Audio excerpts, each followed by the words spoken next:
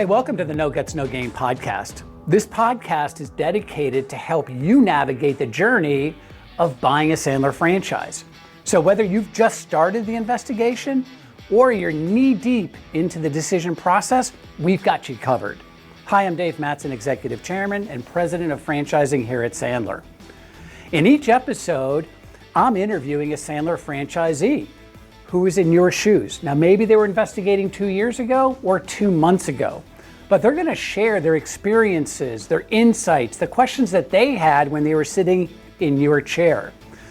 The goal of the podcast is to provide you valuable information and firsthand accounts from their perspective that will help you in your decision-making process for you and your family. So sit back, relax, and get ready to hear from those who've already jumped into entrepreneurship with a Sandler franchise. Hey, Mike, welcome to the No Guts, No Game podcast. Thanks for jumping on. Thanks, Dave. Thanks for having me. So, Mike, one of the things that, I've always asked, age comes up eventually on these, when people are looking at the business.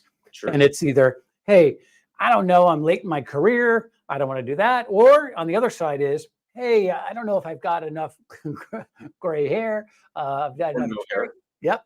So, you started, when you were in your 30s. So we really love just to get your journey for a second. But before we do that, Sure. Tell us where you came from and how long have you been in the business? So I've been with Sandler for 6 years. Prior, I came from academia. I was a professor, program director, did very, very similar things for a nonprofit. So Did that for about 8 years. Taught, ran a program, had to bring in all the business on my own, ran a center around leadership, instructional design, all around communication, which is exactly what we do here. Yep.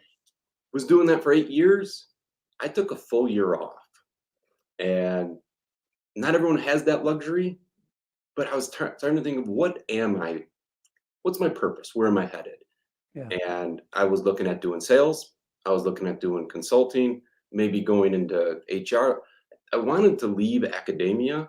I didn't really know where and why. So did a lot of reflection after I'd gotten my MBA, and I kind of tripped and fell into Sandler. So my journey is going to be very different than most other people. So out of curiosity, how did you bump into us? So during that year off, I was looking to invest. Okay. Economy wasn't great, looking at alternate investments, and was working with a franchise investor, a franchise broker. And he was showing me different franchises, different opportunities to invest in. And one day I showed up and I'm like, hey, have you ever heard of this other franchise? He goes, yeah, they're great. They do great stuff. And he's like, you need to do that, but I don't get a commission on that. So let me give you 3 that I do. If you choose to go with the one that you brought me, go with it. But let me give you 3. Knowing where you've come from LMU and what you've done, you're going to love one, you're going to hate one, and one you may be interested in. The story is written. The one I loved is Sandler. The rest is history, and obviously I made the choice, and I can go into how I made the choice and all of that stuff, but I didn't even know Sandler existed prior to that conversation. Yeah, which is not uncommon. I mean, listen, even though we train 52,000 people a year, if you're not in that space or if you've never bought sales training before, like, why would you know? It's almost like I've never seen a red car until I bought one. And then they're everywhere, right? I think like, oh my gosh, they're everywhere. So walk us through, how old were you when you jumped into the Sandler side? So I was 36. Okay. Early in my relationship with my now wife, no kids. And, at that point, I now have a 3-year-old. So Congrats. I was 36 years young. Okay. I think I've kind of done everything 10 years later in life. So when I came from academia, I had no network. I had no business connections. So it was a very interesting transition in at 36. But yeah, I was looking around, and a lot of people look more like myself now. My hairline's a little bit further back, a little bit grayer. But I definitely had a lot of self-doubt. Am I old enough for this? Yeah. So let's talk about that for a second, because I think that's always a it's like a fear, right? Sure. Like I was 27 or 26 when I was a client, and then 28 when I came to start selling Sandler. And I just remember those days. I mean, I was freaking out. And not because I was afraid of the product, it's just because my age, I was calling on people who had decades of experience. I wasn't even alive for decades. Literally. I thought, Mike, that people were going to say to me, do you know, what am I going to learn from you? I have been selling longer than you've been alive, you know? So walk us through some of the fears and scares, if you had any, and then how did you deal with all that stuff, all the head stuff that you go into it? Because you're in a consulting business, right? They expect you to have lived all this stuff. You're coming from academia. Now you're here. You don't know anybody. And so what's the mindset stuff going on? There's a lot of self-doubt, a lot of doubter syndrome, imposter syndrome. Do I even belong here? And then you always have to go back to your roots. Why are you choosing this? I'm great with people. I'm great at coaching. I'm great at teaching. I can learn the Sandler system. It did take me some time to shift, right? Like I said, I hadn't heard the system. I hadn't learned the system before. So it took me some time to get up and running. But at the end of the day, I came into a community. It was one of the main reasons why I went with Sandler, is I had people to the left or right of me who come through training with me that I could call on a regular basis. My attitude was consistently being challenged. And I had to remind myself that I did make the right decision. It's not going to be an overnight success. It takes a lot of consistent behaviors. And you can look up and see people who've been there for 3 years, for 15 years, for 30 plus years, and who have had very successful businesses. And the beauty of it is they answered the phone. And I knew that was going to happen. It wasn't a question, because when I was searching and doing my research, everyone answered the phone when I called. And people, they were very honest with me. And so I knew what I was getting myself into. Yeah. I don't feel like anyone sugarcoated it. In fact, if anything, people were trying to push me away. Like, I'm sure that this is try the to right. talk you out of it, right? Exactly. I didn't realize they were negative reversing me at the time, but they were. And so, but where I've grown the most, the way that I've been challenged the most, is one of our core tenets is around your attitude, is making sure I'm addressing those limited beliefs and what do I want to be true. Well, I think though, but you're challenging yourself and you living through that. That has to come across when you're training others who are having the same experience, whether it's call reluctance, equal business stature, or I don't want to have a difficult conversation. There's a million things that you could, but you're using that experience that you had to become a better coach. Absolutely. And I'll share the line sitting down with that franchise broker. And I kept being like, I don't know if I could do this. I have no corporate experience. Yeah. And he's like, Mike, you've got almost 10 years in training, development, and sales. It's just not on your title. He's like, do you want to have a thriving business in 5 years, or do you want to be starting a business? I'm like, well, that's a stupid question. Of course, I'd rather have a thriving business. He goes, you're not going to turn a key and jump right into it. Yeah. Right?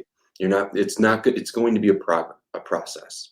So in 5 years, do you want to be starting the process, or do you want to be getting to a different level?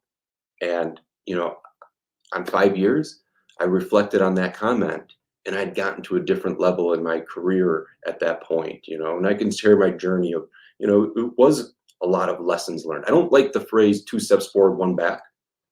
That was something I learned over the last 6 years. I use that a lot. Well, it's 2 steps forward, 1 back. Yeah. No, it's all forward, right? Some of those steps might be a little bit slower. Some of them might be a little bit harder. Well, they're lesson steps. I call them lesson steps. And that's one of the biggest things in Sandler. It's, are you learning through your efforts, or are you getting frustrated, and are you going to quit?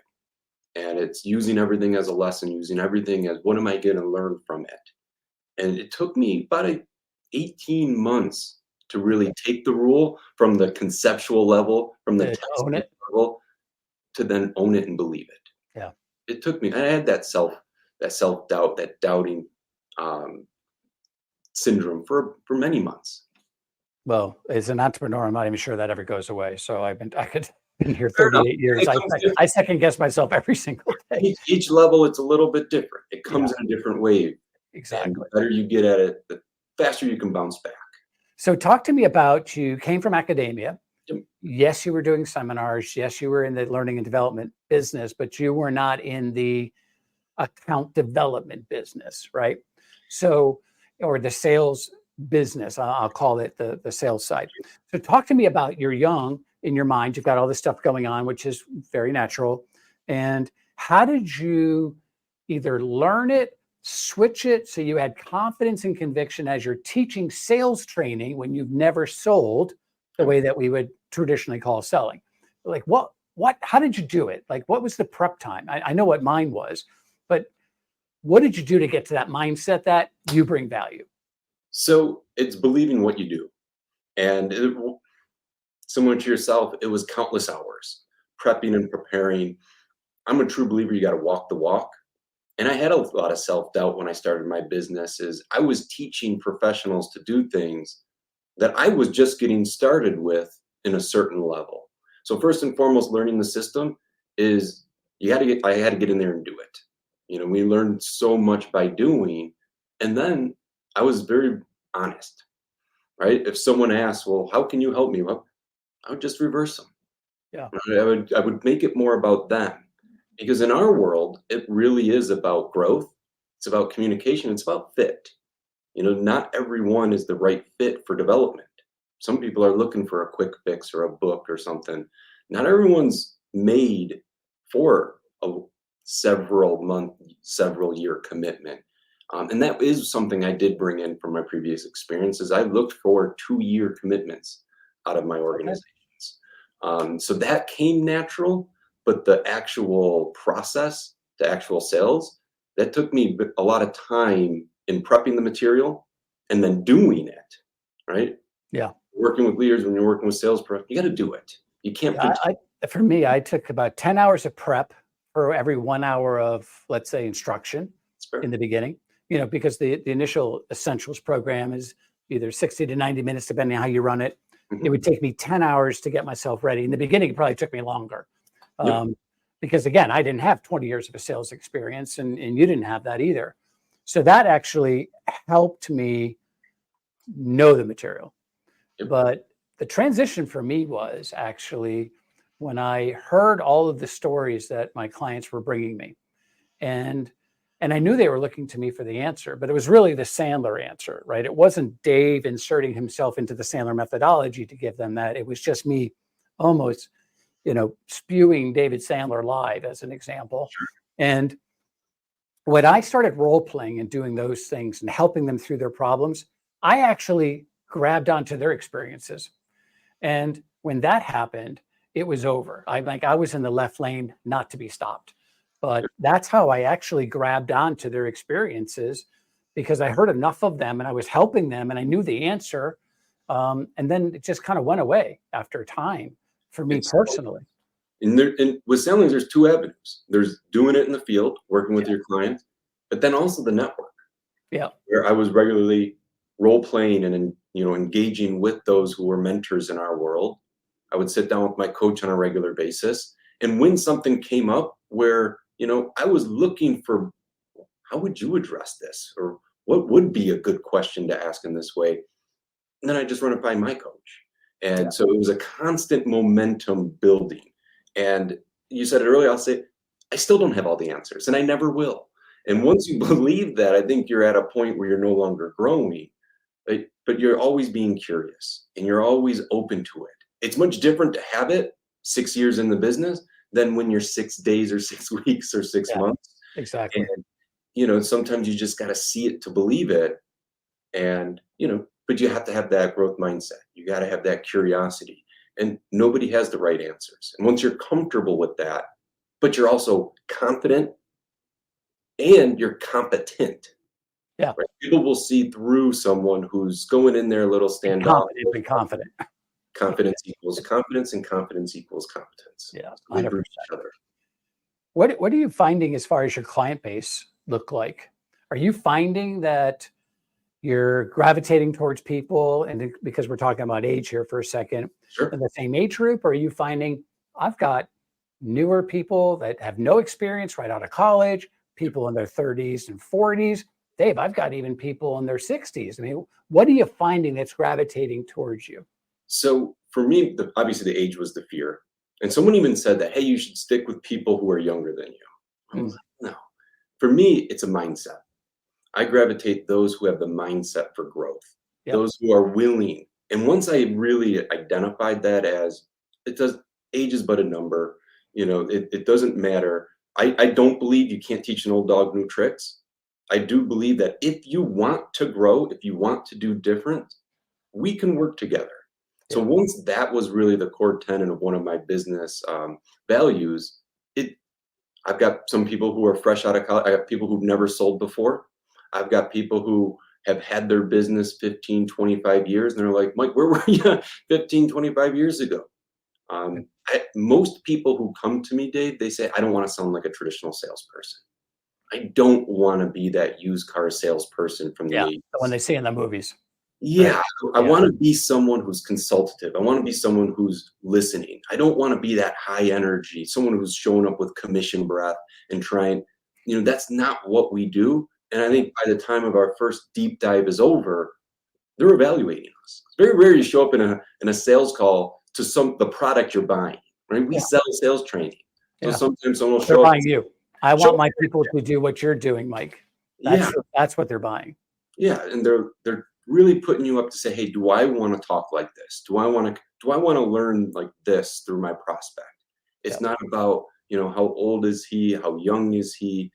How's his beard look? Like it's never about those things. It always comes back to, is it the right fit? Is there need? We talk about pain a lot. What is the compelling reason to do something different? Is it important? Is it urgent? Because if it's not, we can make excuses. We can try and pretend, but can't convince anybody to move forward on anything. Yeah, they're going to have to. We don't have magic water. I used to always say. Wish it was. I wish we did. I wish we did. $1 billion business. Wow. So talk to me about, now that you've been here 6 years. Yep. What would you have done differently for those that are thinking about getting started? How much more time do we have? If you have to pick the one or two big ones, what would you do? So first and foremost, I would have been more consistent. In which way? In my behaviors. So those who don't know Sandler, we're always taught, do your behaviors. Yep. And, from the first moment, I think every person I met on initial training, they just said, do your behaviors, do your behaviors. But what did that really mean? And I feel like in hindsight, I would get a new client, I'd do a little celebration, right? I may maybe not have been as consistent to my behaviors. Take the afternoon off, celebrate, got one. Yeah. Got one, lose one. Take the afternoon to mope and be like, what did I do wrong? For 2 days. Right? Like, oh, is my business going away? Yeah. So staying consistent to the behaviors. And I really started about 2.5 years ago. So it was after the pandemic. I made a commitment the year after. I made a commitment not to miss my behaviors. And for 2.5 years, I have not missed 1 week. I mean, I can go to my cookbook. I'm extremely consistent. And I've also evolved into my leading indicators. I didn't know, I was just doing things. So the message of I'm doing it, but am I doing it right? And so that's the first thing I would do different, is I would go back, refine my behaviors to make sure that I'm doing it right. Okay. The second thing is I think about what is my intention in the business? I started the business trying to get this lucrative business up and running versus building a bulletproof business. So I was always fearful of losing a client, limited belief, versus the empowering belief is, where am I finding my next prospect? Where am I finding my next great conversation? And it took me a long time to really realize that, especially as a new business owner. You want to make sure you're paying bills and all that. But I had these big eyes coming into it.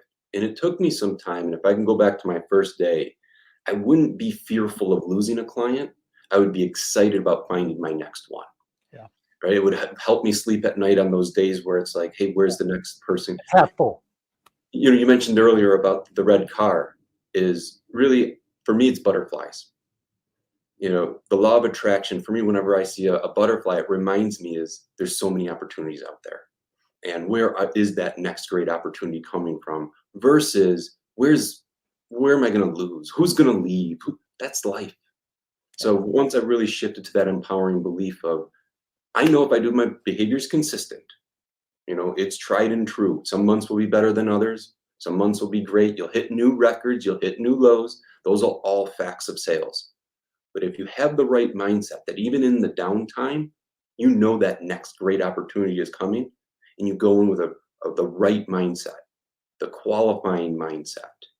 We've always talked about the having a lottery ticket. How would that change your mindset? I asked my mastery class this morning, throw the lottery ticket in the trash. What if you had a crystal ball? Yeah. You knew if you were going to get a yes or no right now. How does that change your beliefs? And I was like, whoa, that's a good question. And two things came up. Hey, if I know I'm getting a yes, I'm going to ask better questions. The stress is going to come off my shoulders. I'm going to have a great time. I'm going to have fun. If I'm going to get a no, the same thing. It's just, it's going to happen faster. So I was like, you got a crystal ball. You work your process, you work your system, you're going to find one of those two things if you ask your bold, right questions. So that's what I would do a lot different, much more consistent with intention, and then also shift my mindset to be this empowering growth piece versus fearful and scarcity. If I flip the other side for a second, was there something that when you went into the business you didn't expect, that was like an aha moment for you, like, this is awesome? I didn't realize that this was going to be one of the benefits of being either an entrepreneur or franchisee, whatever the case. So, I mean, the aha for me is I worked 70 hours at LMU, right? I wrote the curriculum. I had a great team with me. We put in countless hours, and I was putting in countless hours also. So when I found the right balance, that I can grow a business and I don't have to work the weekends. Yeah. Right. That to me was, whoa, this is great. There's days where I don't feel like I have to be in the seat. When I was in my old job, I had to be present. I feel like I couldn't let go, couldn't relinquish my leadership. Sure. Where I've grown as a professional. But here with Sandler, I know for a fact that it is. When I had my daughter, I took 3 weeks off.